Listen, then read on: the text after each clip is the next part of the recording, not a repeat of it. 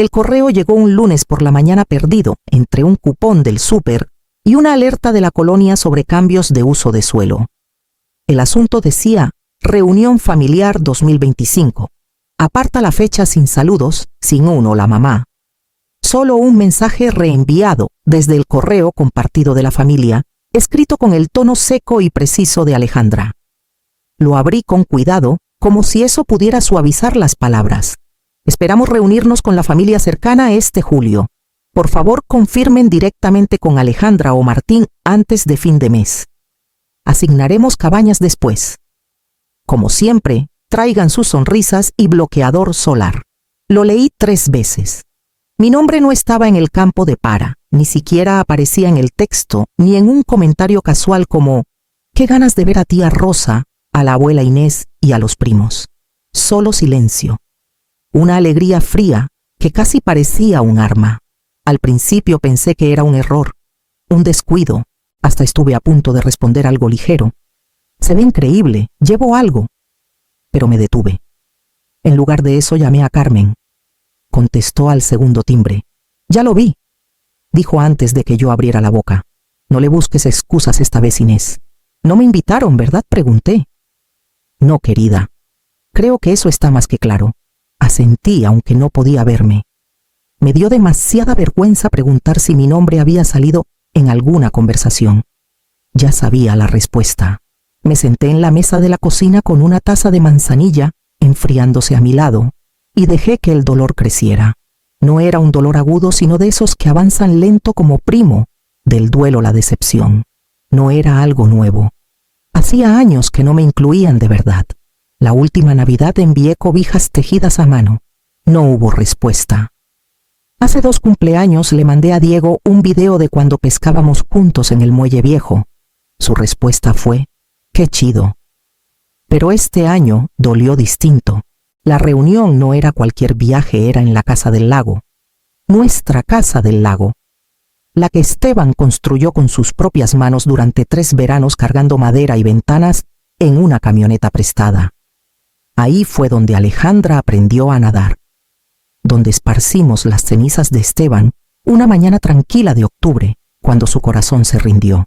No se había hablado de esa casa desde entonces. Solo existía. Nadie decía de quién era ahora. Después del funeral, Alejandra se encargó de todo lo legal.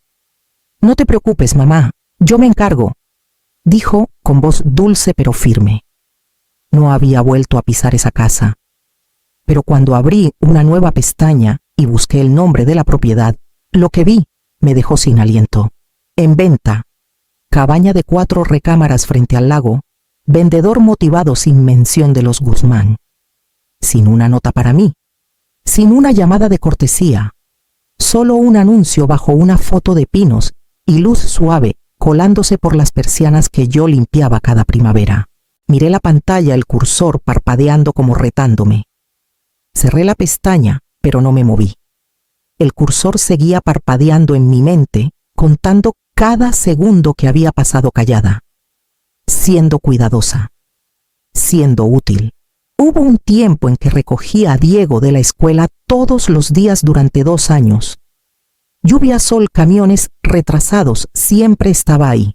Alejandra acababa de empezar su trabajo de consultoría y necesitaba una red de apoyo, palabras suyas. Llené mi congelador con nuggets de pollo en forma de dinosaurio y guardé marcadores extra porque a Diego le gustaba dibujar en los sobres viejos. Nunca llegué tarde. Ni una sola vez. Unos años después, Alejandra y Martín buscaban una casa a las afueras de Querétaro. Me ofrecía a ayudar no porque me lo pidieran, sino porque sabía que no lo harían. Saqué 100,000 pesos de los ahorros que Esteban y yo juntamos. Durante décadas se los di sin papeles. «No seas ridícula», dije, cuando Alejandra preguntó si necesitaba un recibo. «Es familia». Cuando Esteban falleció, aún estaba envuelta en la niebla del duelo, cuando Alejandra llegó con una carpeta etiquetada «Herencia simplificado». Se sentó en mi comedor con su laptop abierta, explicando que sería más fácil si ella se encargaba de todo: transiciones bancarias, transferencias de propiedades, fideicomisos. «No necesitas este dolor de cabeza», mamá dijo. Solo firma aquí y yo me encargo. No leí casi nada. Mis manos temblaban demasiado. Firmé. No creo que quisiera lastimarme en ese momento. No de manera intencional. No es cruel. Pero con el tiempo su distancia se afiló como un cuchillo viejo que por fin encuentra su borde. No compliquemos las cosas, mamá. Es un viaje largo, lo mantendremos pequeño. Quédate cerca este año. Va. Antes creía que esas cosas eran solo prácticas. Hasta que descubrí que la Casa del Lago no solo estaba en venta, estaba listada bajo una empresa fantasma que nunca había oído. El nombre de la agente me sonaba, era la misma que manejó la herencia de mi cuñada. Llamé a Carmen. Revisa la empresa, le dije. 2 días después, Carmen me mandó los formularios de registro por correo. La empresa se creó menos de 1 año después de que Esteban murió. Ni una mención de mí. Solo Alejandra y un apartado postal. Miré el documento escaneado. Ordenado, eficiente, sin alma. No me habían olvidado. Estaban siguiéndole sin mí, lo suficientemente callados para evitar un pleito, pero lo suficientemente claros para asegurarse de que no lo siguiera. No lloré. No en ese momento. Cerré el archivo, salí al porche y me senté en la mecedora de pino que Esteban construyó. La brisa traía olor a lluvia y tierra. Adentro mi té se había enfriado. La casa estaba en silencio. Mi celular vibró una vez, un anuncio de fertilizante para césped. Abrí el cajón y saqué los papeles del fideicomiso, los que había guardado en una carpeta marcada después. El después acababa de llegar. Los papeles del fideicomiso eran más viejos de lo que recordaba, arrugados en las esquinas, algo amarillentos, con la firma inconfundible de Esteban en la última página. No los había revisado desde la semana después del funeral. En ese entonces, cada línea era un recordatorio de que él se había ido. Esta vez los leí con intención. Carmen vino esa noche aún con sus tacones de oficina, el cabello recogido con fuerza. Trajo galletas de limón y un bolígrafo rojo. Pensé que podrías necesitar ambos, dijo dejándolos en la mesa. Extendimos los documentos en el comedor página por página. Era lo que esperábamos: división de bienes, cuentas conjuntas, jerga legal estándar. Hasta que Carmen llegó al final un apéndice que nunca había notado. Entre detalles de seguros y referencias de escrituras, había una cláusula titulada contingencia por mala administración. Leyó en voz alta. En caso de impuestos de propiedad atrasados, falta de registros de mantenimiento requeridos o no. Reasignar la titularidad tras el fallecimiento, el título principal. Revertirá al cónyuge sobreviviente por defecto. Parpadeé. Él puso eso. Carmen me miró. Tuvo que haber sido él. Y apuesto que Alejandra no lo sabía. Sentí que se me cortaba el aliento. Esto es válido, ella ya estaba sacando su celular. Dame 24 horas. Al día siguiente llamó desde su oficina. Es peor de lo que crees, dijo. No se han pagado impuestos de propiedad desde el 2º trimestre del año pasado. No hay renovación de seguro. No hay reasignación formal de la escritura a nadie. Legalmente, la casa está en el limbo. Pero el fideicomiso entra en acción justo por esto. Es sólido como roca. Hizo una pausa y luego suavizó la voz. Inés, si la quieres, es tuya. Sin pelea. Solo una firma. No respondí de inmediato. Me quedé con sus palabras como si fueran una piedra en la palma de mi mano. Pesada, pero no indeseada. Esa noche volví a los papeles y llené la solicitud para reclamar la reasignación. El formulario era simple, seco. Un espacio para mi nombre, una casilla marcada cónyuge sobreviviente. Firmé y puse la fecha. Luego abrí el álbum de fotos. No el que Alejandra hizo para el memorial de Esteban, ese omitía demasiado. No, este era el que guardaba en secreto detrás de las cobijas en el closet del pasillo. Adentro estaban las fotos de los primeros días de la Casa del Lago. Esteban en shorts, recortados, riendo con un pincel en la mano. El porche a medio construir. Los pinos apenas siendo retoños. En una imagen, nuestras iniciales aún estaban frescas en el concreto del escalón. E plus primuro. Ese fue el verano en que le enseñó a Diego a tirar piedras al agua. la misma semana en que Alejandra se rompió el brazo al caer del muelle. Recuerdo haberle vendado el brazo mientras Esteban llamaba a la clínica. Éramos un equipo entonces. Cerré el álbum y me puse de pie con la espalda rígida de estar sentada tanto tiempo. Guardé el formulario firmado en una carpeta nueva y la sellé. A la mañana siguiente ya había arreglado el envío por mensajería, sin anuncios, sin correos. No necesitaba el permiso de nadie. La Casa del Lago ya no estaba en discusión. La confirmación final llegó un jueves. Transferencia de propiedad completada. Escritura reemitida a nombre de la beneficiaria principal Inés Guzmán, sin fanfarrias, sin objeciones. Solo una transacción discreta en mi bandeja de entrada. No reenvié el correo a nadie. Imprimí la confirmación y la guardé en la misma carpeta que los papeles del fideicomiso. Luego, abrí el portal en línea y reservé la suite principal por 3 noches con llegada el viernes. Nombre del huésped, señora Inés Guzmán. En preferencias escribí almohadas firmes, sábanas de algodón, total privacidad. Por favor, confirmen que el registro de huéspedes es correcto. 2 horas después, una empleada llamada Valeria respondió: confirmado, es señora Guzmán. Esperamos con gusto su estadía. Era la primera vez en años que alguien decía mi nombre así, con reconocimiento, sin titubeos. Empaqué ligero. Una maleta, un cardigan que Esteban usaba en las fogatas y el álbum de fotos del closet. Renté un sedán bajo otro nombre y llegué el miércoles por la noche, 2 días antes de que los demás se registraran. La Casa del Lago estaba al final de un camino de grava, justo donde la recordaba. Pero se veía distinta. No peor, solo más delgada. El tiempo había desvaído las persianas. El columpio del porche rechinaba desparejo con el viento. Había piedras nuevas en el sendero, pero el buzón viejo seguía torcido, ligeramente inclinado a la izquierda, como si recordara el peso de las cartas que alguna vez importaron. Adentro la suite principal ya estaba lista. Sábanas impecables, una tarjeta de bienvenida doblada, una botella de agua fría en la mesita de noche. El aire olía ligeramente a cedro y algo más dulce, tal vez, abrillantador de limón, tal vez un recuerdo. No deshice la maleta. Solo caminé. Cada cuarto guardaba pedazos de una familia que alguna vez fue más completa. Las marcas en la pared del pasillo por los patines de Diego. El cajón de la cocina que se atascaba a la mitad. La mancha leve en la alfombra del piso de arriba del verano en que Alejandra derramó jugo de cereza jugando a las charadas. Nadie me había borrado de esas cosas. Solo olvidaron quién había sostenido la toalla, quién había limpiado el suelo. En el ático encontré una caja marcada estacional. Adentro estaba el móvil de viento que Esteban y yo hicimos con Diego una tarde de verano. Las conchas estaban desgastadas. El hilo estaba deshilachado, pero aún conservaba su forma. Lo bajé y lo colgué fuera de la ventana de la cocina. Al principio apenas se movió. Luego, con una ráfaga suave, atrapó el viento y giró. Salí de la casa justo antes del atardecer, cerrando la puerta con llave.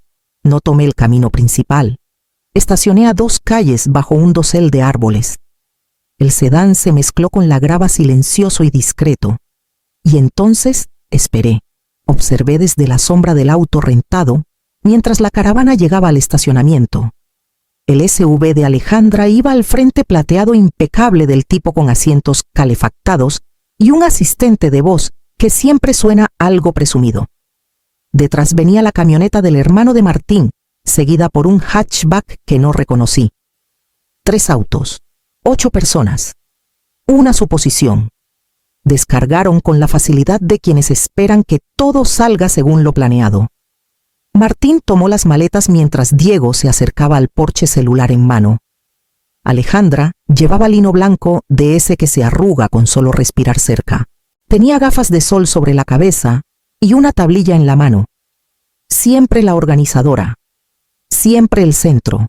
Se acercaron al edificio de recepción como grupo, con voces ligeras y risas salpicadas como condimento. Esperé un momento, luego salí y seguí el camino por la entrada trasera lo suficientemente lejos para escuchar, no para ser vista. No tuve que esperar mucho. Lo siento, dijo la recepcionista con voz educada pero firme. No tengo ninguno de sus nombres en la reserva. Hubo una pausa. Alejandra soltó una risa corta, casi ensayada. Eso no es posible. Es la reunión Guzmán. Hemos reservado este lugar por años. La recepcionista miró su pantalla. Sí, señora. La reserva está a nombre de la señora Inés Guzmán. Ella tiene toda la propiedad. 3 noches. Otro silencio. No del tipo que espera claridad, sino del que reordena el aire. Disculpe, dijo Alejandra. Su voz no se alzó, pero el filo en ella era inconfundible. Eso no... Ella no... Entré por la puerta lateral, entonces tranquila, firme. Las baldosas del suelo estaban cálidas por el sol de la tarde. Lo hizo, dije. Todas las miradas se volvieron hacia mí.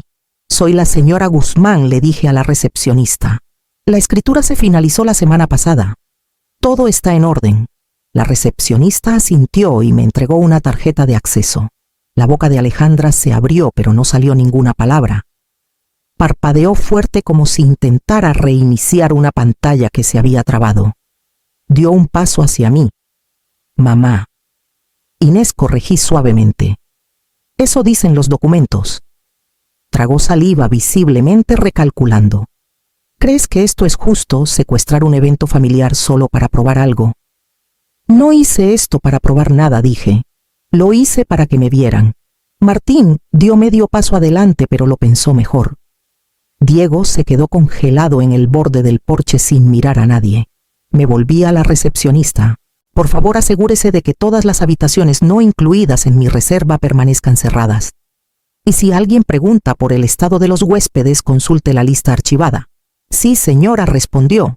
Miré al grupo de nuevo. No pedí que nadie se fuera, añadí. Pero tampoco invité a nadie a quedarse. Nadie se movió. Hasta la brisa pareció detenerse. La mano de Alejandra se apretó alrededor de su tablilla. No gritó. No suplicó. Solo dio media vuelta y bajó los escalones. Los demás la siguieron en silencio, con sus zapatos crujiendo en la grava que alguna vez acogió nuestros veranos. Entré por la puerta sola, con la puerta cerrándose suavemente detrás de mí. Para la mañana, la historia ya estaba en línea. Una vecina me reenvió el enlace antes de que terminara mi primera taza de té. El titular decía: Madre distanciada reclama la casa familiar a través de una laguna legal. Debajo una foto borrosa de mí, caminando por la entrada de la casa del lago. El artículo citaba a una fuente anónima, cercana a la familia, que afirmaba que había usado cláusulas oscuras del fideicomiso para anular el derecho legítimo de mi hija sobre la propiedad. Mencionaba que mi difunto esposo había tenido una salud delicada, que la casa siempre había sido un espacio de reunión mantenido por la generación joven y que la transacción había sorprendido a los familiares que creían que la casa estaba en un fideicomiso conjunto. No necesitaba adivinar quién era la fuente. Alejandra siempre había sido cuidadosa con las palabras. Nunca mentía directamente. Solo ofrecía versiones de los hechos que dejaban los huecos justos para que la gente cayera en ellos. Mi celular vibró con un mensaje suyo corto y cortante. Alejandra, vi el artículo. No lo pedí. Solo para que lo sepas. Sin disculpas, sin responsabilidad, solo distancia disfrazada de inocencia. No respondí. En cambio, abrí el cajón del escritorio en el estudio y saqué el USB que había guardado desde el verano pasado. Contenía todo lo que nunca planeé usar. Capturas de pantalla de mensajes grupales de los meses después de que Esteban falleció. Conversaciones que solo vi porque Carmen me las reenvió discretamente. Alejandra, mamá no vendrá otra vez. Honestamente es más fácil así. Alejandra. Se pone emocional y ocupa demasiado espacio. Mejor no la incluyan en la lista de confirmaciones. Prima Lucía. Deberíamos decírselo a Alejandra, no. Lo sabrá si tiene que saberlo. También había grabaciones de voz. Una de una llamada que Alejandra no sabía que estaba en altavoz. Su voz era inconfundible. Es frágil. Siempre lo ha sido. Nunca estuvo hecha para esta familia. Convierte todo en un drama y luego actúa herida cuando nadie aplaude. Pero el archivo más importante estaba bajo una etiqueta llamada porche trasero. Final. Era un video 1 que grabé unos meses antes del derrame de Esteban, solo nosotros dos sentados detrás de la casa del lago en una tarde nublada. Él estaba envuelto en una cobija, sosteniendo una taza astillada. Su voz era suave pero firme. Inés sabe cómo mantener las cosas enraizadas, dijo. Ella mantiene las esquinas limpias. Recuerda quién plantó qué. Este lugar, esta casa, ella la hizo habitable. No solo habitable, amada.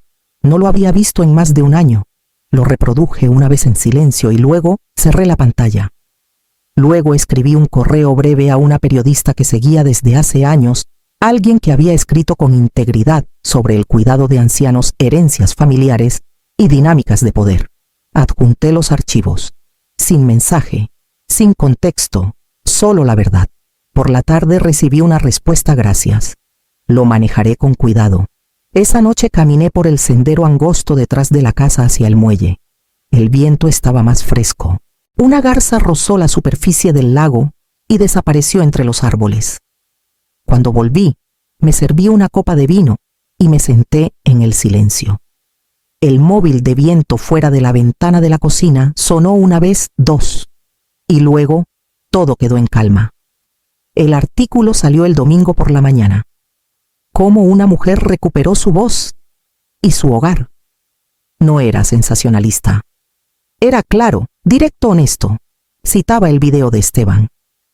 No nombraba villanos, no ofrecía juicios duros, solo un desglose tranquilo de cómo una mujer fue borrada y cómo encontró su camino de regreso a la historia. Lo leí una vez, luego doblé la copia impresa y la guardé en la parte trasera del álbum de fotos en el estante. A mediodía, Alejandra llamó. No preguntó cómo estaba. No preguntó si había visto el artículo. Solo exhaló con fuerza y dijo: ¿de verdad era necesario esto? Dejé que la pregunta flotara un momento antes de responder. No fue por venganza, dije. Fue por memoria. No respondió. No esperaba que lo hiciera. Esa tarde Diego me encontró caminando por el sendero del lago. No dijo mucho, solo se puso a caminar a mi lado, con el celular guardado en el bolsillo por primera vez. Caminamos en silencio junto a los juncos altos y el tronco partido donde Esteban solía descansar con su caña de pescar. Después de un rato preguntó: ¿por qué no peleaste antes? Lo miré y sonreí, no con tristeza, solo con firmeza. No quería pelear, dije. Quería pertenecer. Asintió lentamente, como si entendiera más de lo que dejaba ver. Esa noche Carmen llegó con galletas de limón y una esponja gastada. ¿No pensaste que ibas a limpiar años de desdén sin una compañera, verdad?